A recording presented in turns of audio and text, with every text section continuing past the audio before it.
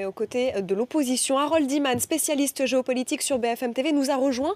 Harold, l'usage des drones est devenu habituel pour les États-Unis qui en ont utilisé au Pakistan ou encore au Yémen, par exemple. Ils font ce qu'ils appellent des paquets de cibles.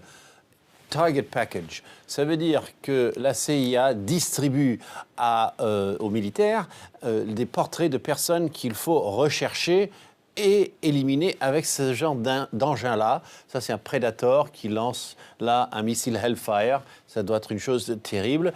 Et voici tous les pays où on s'en est servi, là, avec une étoile.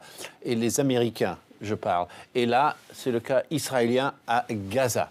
Donc, vous voyez que ça fait une panoplie assez énorme. Hein. On oublie qu'ils en ont pas mal utilisé en Libye contre les troupes de Kadhafi et au Yémen contre Al-Qaïda, en Somalie contre les Shebab, comme on les appelle, au Pakistan et en Afghanistan contre Al-Qaïda. Peut-être autour de 33 000 morts, dont un cinquième étaient des civils, assurément. Mais tous ces chiffres restent assez flous. Et puis, bien sûr, le nouveau métier qui se développe, c'est celui de pilote de drone. Et le pilote de drone, eh bien, il est assis comme ça dans un fauteuil et n'a pas le contact avec l'ambiance du conflit, ce qui lui pose des problèmes psychologiques par la suite. Alors Harold, comment s'y retrouver si d'un côté on arme les rebelles, on n'y est pas encore, et de l'autre on tue les islamistes radicaux qui font partie de l'opposition? Le front se présenterait comment? Le front est compliqué. Parce que maintenant, chaque pays va de sa petite idée. Donc les Russes et les Iraniens arment Bachar al-Assad.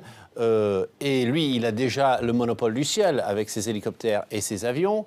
Donc les Français et les Britanniques voudraient donner des armes à l'armée syrienne libre, celle-ci, l'ASL, qui est, bon, je dis laïque, mais c'est laïque, c'est tout sauf djihadiste, si vous voulez.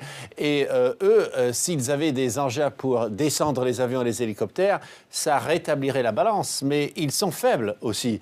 Et puis, les États-Unis, sur ce, ont décidé carrément d'attaquer le groupe le plus terrible des islamistes djihadistes qui affluent particulièrement dans le nord et qui sont assez violents et qui ne sont pas du tout alliés à l'ASL, sauf épisodiquement sur le terrain. Donc vous voyez, les Américains stoppent ceci, les Français et les Anglais aident cela.